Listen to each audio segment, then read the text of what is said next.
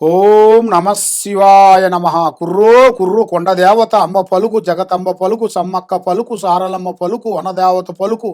Joy వనదుర్గాయ నమ, Joy కొండదేవతాయ నమ. ప్రజలందరికీ నమస్కారము. 2026 ఫిబ్రవరి మాసం ఈ 12 రాసులకి స్థితిగతులు ఎలా ఉన్నాయి, వాళ్ళ యోగ నక్షత్రం ఎలాగుంది, వాళ్ళకి ఆరోగ్య పరంగా ఎలాగుంది, తర్వాత వాళ్ళకి విద్య పరంగా ఎలాగుంది, వాళ్ళకి కళ్యాణ యోగము దగ్గరకు వచ్చి దూరం కావటం, మరి వాళ్ళు ఎన్ని రోజులు కష్టపడ్డా కూడా ఆ కష్టానికి ప్రతిఫలం లేకోకుండా చేతికాడకు వచ్చింది చేజారిపోవటం. మరి ఈ 12 రాశుల్లో ఉండవలసిన వాళ్ళందరికీ చాలా వరకు బాధపడుతూ కష్టాలు పడుకుంటూ బాధలు పడుకుంటూ ఉన్నారు. కాబట్టి ఈ బాధలు అనేది మీకు తొలగిపోయే రోజు దగ్గరకు వచ్చింది.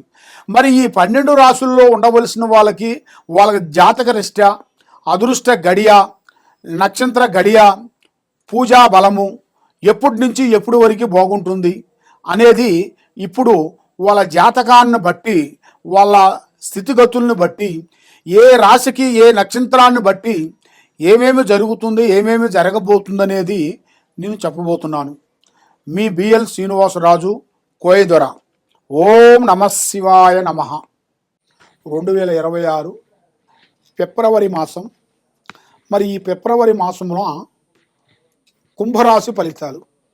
ఈ కుంభరాశిలో ఉండవలసిన వాళ్ళందరికీ అదృష్టము, జీవితము, లలాటకము, యోగము, నక్షత్రము, స్థానబలం. మరి ఎన్నో రోజుల నుంచి వీళ్ళు ఒక స్థానాన్ని పూర్తి చేయాలని ఎన్నో విధానాలుగా ప్రయత్నాలు చేస్తుంటారు. చేతికాడికి వస్తుంటుంది, చేయి జారిపోతుంటుంది.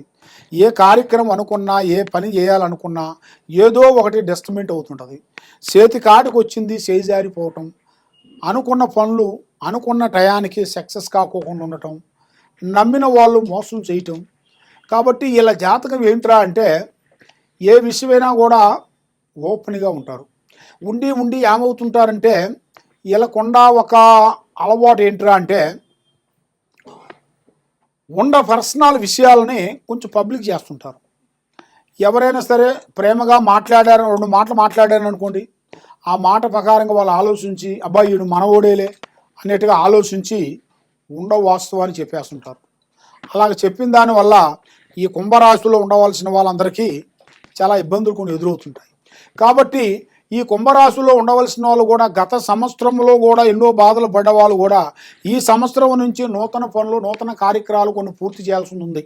కాబట్టి కొంచెం డబ్బులు కానీ, ఆస్తి కానీ, ఏదైనా ఉద్యోగం కానీ కొంచెం పెరిగిందిరా అంటే వీళ్ళకి కొన్ని చెడు గ్రహాలు వచ్చి కూర్చుంటాయి. వీళ్ళ నెత్తిన కూర్చొని వచ్చి మంచి దారిని నడవకోకుండా చెడు దారిలో పంపిస్తుంటాయి. ఆ చెడు దారిలో పంపించేటప్పుడు అర్థం చేసుకోవాలి, మనకి ఏదో జరిగింది, మన మీద, మన కుటుంబం మీద, మన ఫ్యామిలీ మీద ఏదో జరుగుతుంది, దీనికి మనం జాగ్రత్త చేసుకోవాలనేట్టుగా మనసుకు ఉండాలి. కాబట్టి మనిషికి కొన్ని గ్రహాల వల్ల ఎన్నో ప్రమాదాలు అవుతాయి. ఆ గ్రహాలు అనేది మనకి చెప్పి రావు కదా మన దగ్గరికి. ఆ గ్రహాలు ఎలా ఉంటాయంటే మనిషికి మంచిగా బాగుపడి ప్రశాంతంగా ఉండి వాడి లైఫ్లో ఒక సెటిల్ అవుతున్న టయానికి ఎదురవుతాయి. ఆ ఎదురైన టైంలోనే ఆ గ్రహాలు ఎదురయ్యేటప్పుడే మనం గ్రహించుకోవాలి, మనం కొంచెం డెవలప్మెంట్ అవుతున్నాము, ఈ గ్రహాలు ఇలాగ రాబోతున్నాయి, మరి ఈ విధంగా మరి మనం ఏమి చేయాలి, ముందు జాగ్రత్త ఏం చేయాలి, మరి ఏ జాగ్రత్త పడితే మనకి బాగుంటుంది అనేది కూడా గ్రహించుకోవాలి.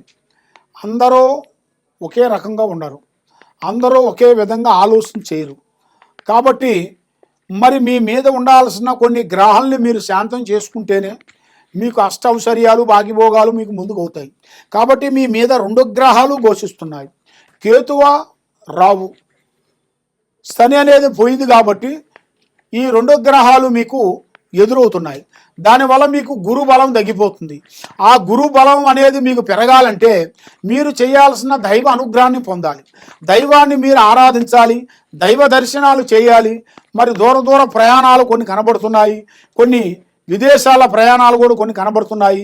మరి మీకు తప్పకుండా ఏ కార్యక్రమైనా కానీ చేయాలి, వెళ్ళాలి, పోవాలి, సాధించాలని ఒక ఐడియా, కోరికలు, ఆలోచనలు ఉంటాయి.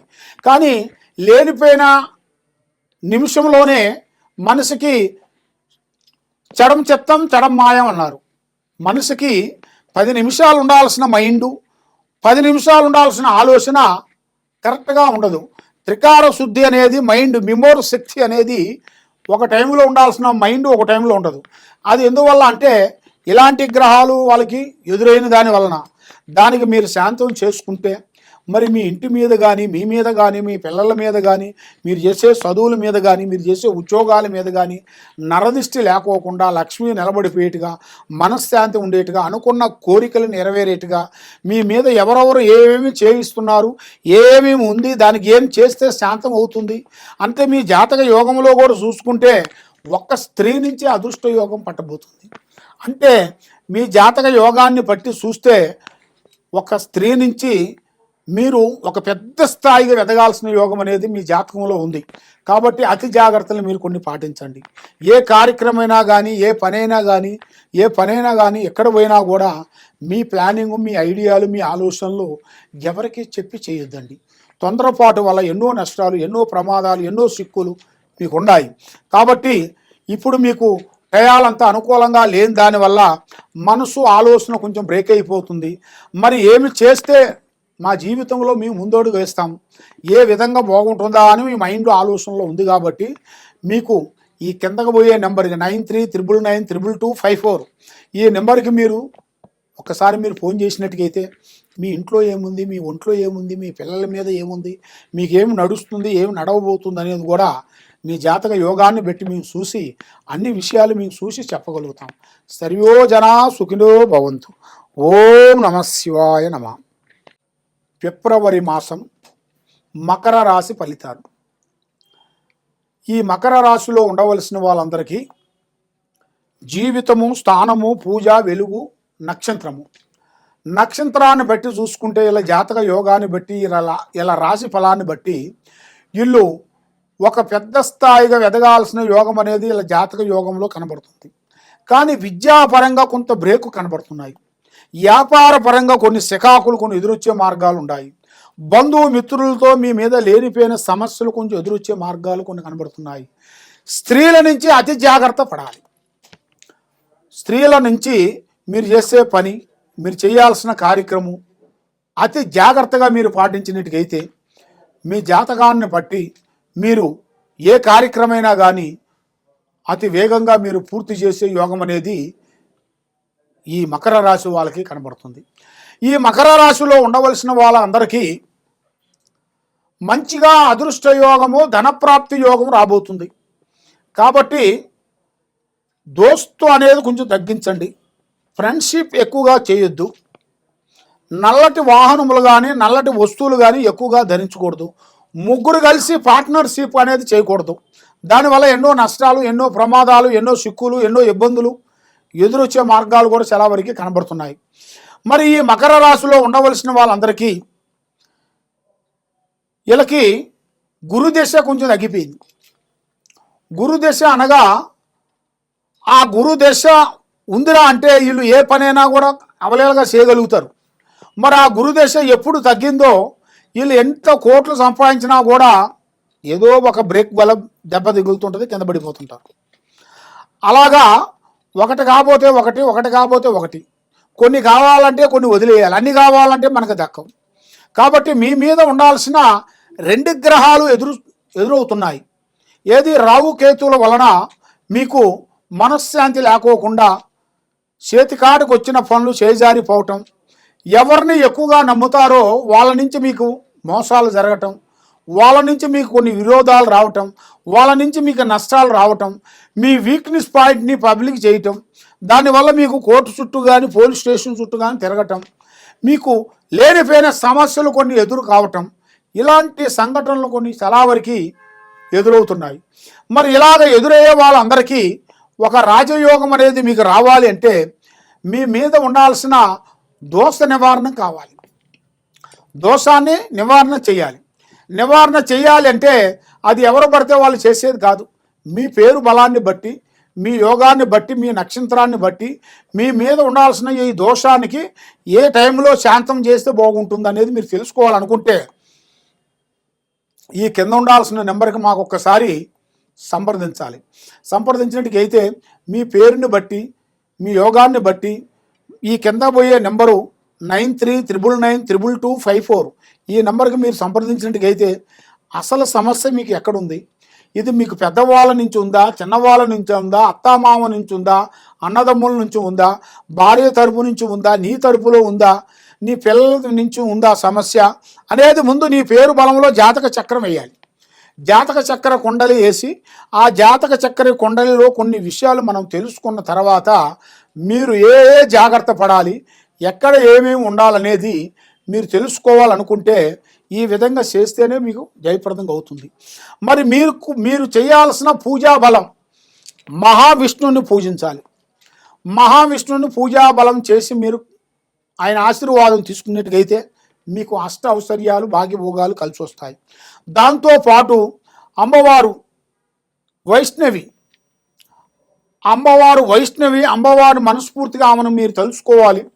మీరు ఏ పూజా కార్యక్రమం చేసేటప్పుడు ఆ వైష్ణవి అమ్మవారిని తెలుసుకొని ఆమె పూజా బలాన్ని మీరు ఆమె మంత్ర జపాన్ని మీరు చదువుకోవాలి.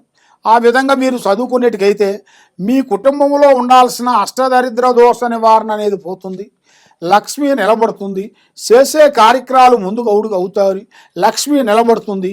ఏ పని అనుకుంటారో ఆ పని మీకు 100% మీకు కరెక్ట్గా సక్సెస్ అయ్యే మార్గం కనబడుతుంది.